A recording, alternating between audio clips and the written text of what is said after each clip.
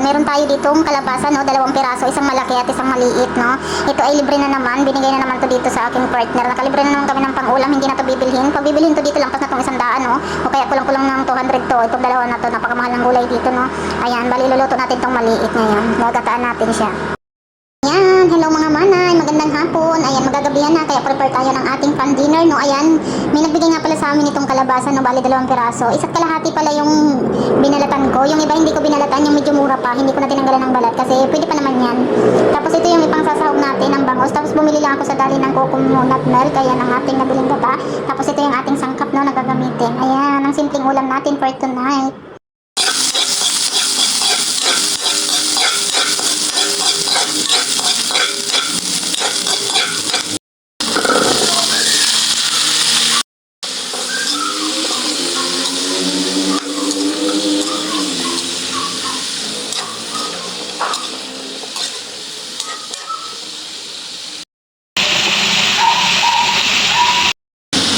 Ayan, mga manay, meron na tayo ditong asin, saka paminta, magic sarap na. Ilagay na natin dito. Ilagay na din ako dyan ng sili, mga kaibigan. Ayan.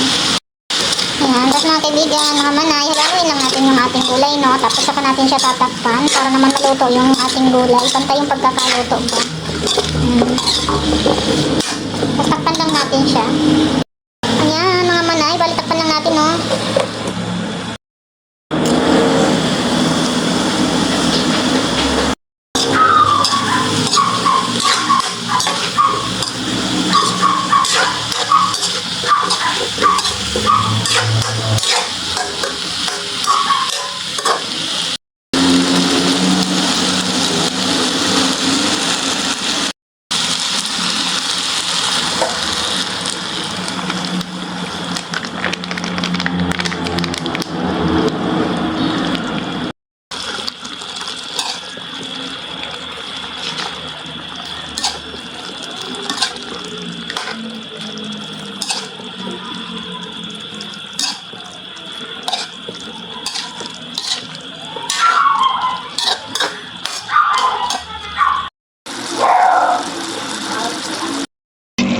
O, may mic mo.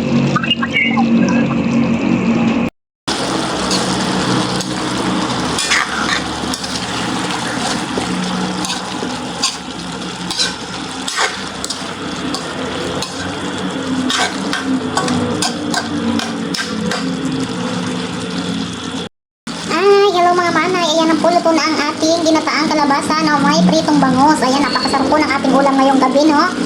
Paparami na naman ang ating kain ito, guys. Ayan, maraming salamat po. Like, comment, and follow po ating page, mga kaibigan. Ayan po.